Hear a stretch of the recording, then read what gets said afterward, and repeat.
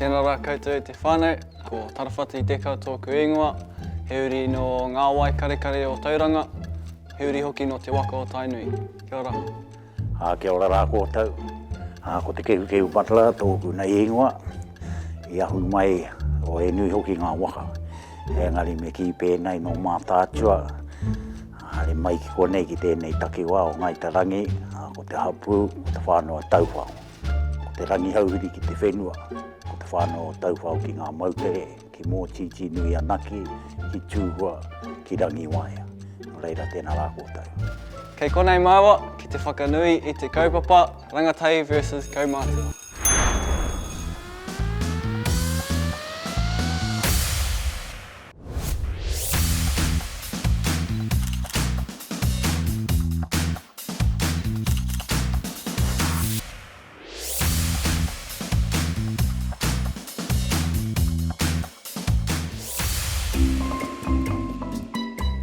Timata.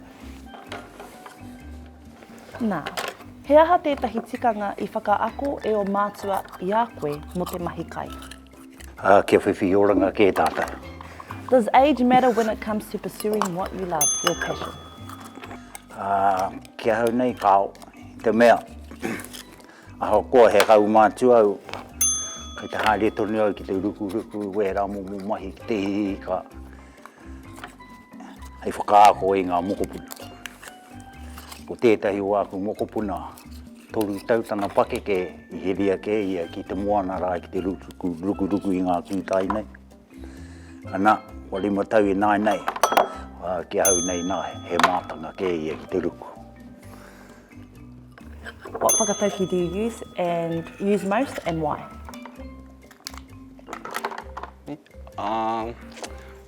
Ka whakamahia ahau I te whakatauki, ko tahi te waka, ko tahi te hoe. He whakatauki tērā nā tōku kura tawhito, arā ko te kura kōkiri. He whakatauki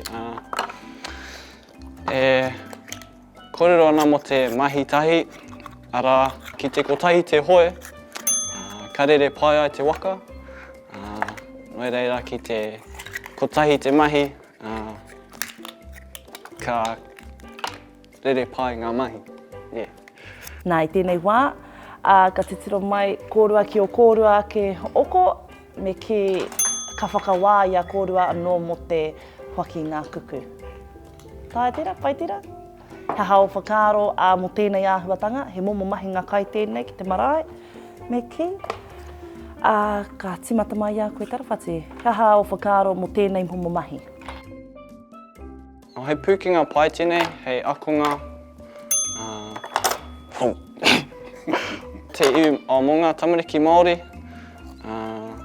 e ringa I te mea ki oku whakaaro, o he kai I nei ngō ngā mātua tīpuna, he pūkinga pai kia ako, hei whāngaia I ngā manuhiri, I te mea whakapono ana hei ko ngā kaumātua katoa, ka kai I nei kai. O whakaaro mo wēnei momo mahi? Ko taku whakatauki. Aha ko te iti he paunama.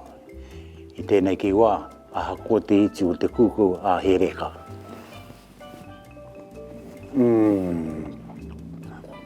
Ka rea noa au kia parakuhi.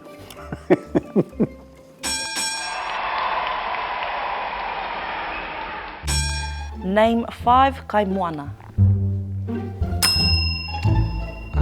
Ika, kutai, pipi. Ewa, te mea matua, he kina. Kina, me te kaura. Give me a whakatauki that might apply to the workers at the back of the marae.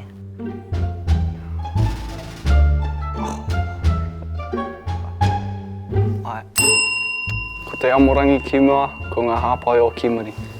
Tē, te ahuatana ki ngā rina raupa. Homai e toru ngā ture ka whakamahi a koe I tō wā kei te taha koe I te moana. Te ruku, te hiika, Te kau hoi kiri kau.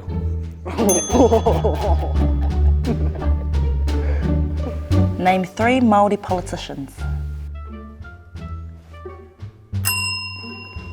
Tā mau e Pōmare, tā Pirana Ngata,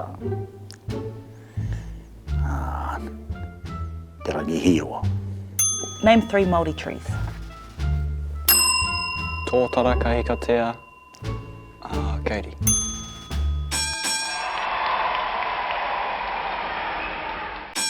What's the appropriate age for a tāne to sit on the paipai?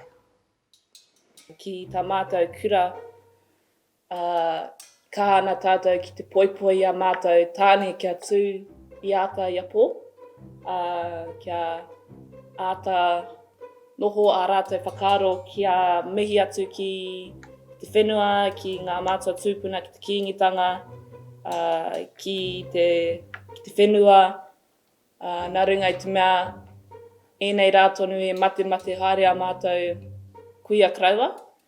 He rea ngā waenga, kua wātea, karekau a rātou reo no reira, mā ngā rangatahi, mua pōpō rātou e arataki i a rātou, kia ora tonu ai tēnei o ngā tikanga.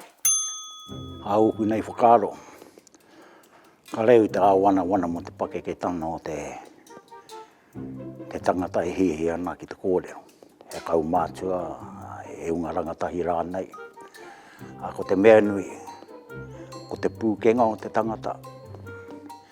Ko ngā hua kai roto i tō rātau ke te mātaurana. Wera mo mahi katoa. Engari i runga te whakaitanga o ngā Kaumātua, o te hapu, o tō rātau ake marae. I tēnei ki wā, whakaaro anā hau, me whakawātea tia ke mātau ngā pakeke i ngā tūru ki ngā tānata pēra. Kei a rātau he ao hau ke tēnei nā ki a mātau. Ka huri atu ke te ao, ka huri ko te reo, ko te tikanga, ngā tapurana katoa. Ka re tai te noho ki te wā kotahi.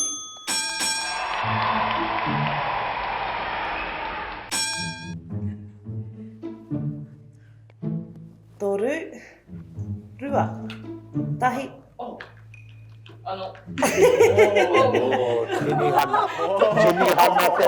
Tini hana te mahi. Wai, kare. Toru, rua, tahi, timata. Maunga, whare. Whare paku.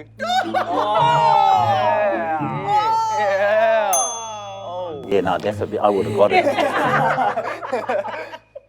Yeah.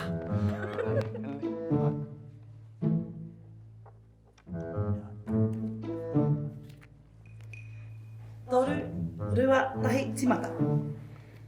Whare nui. Yes!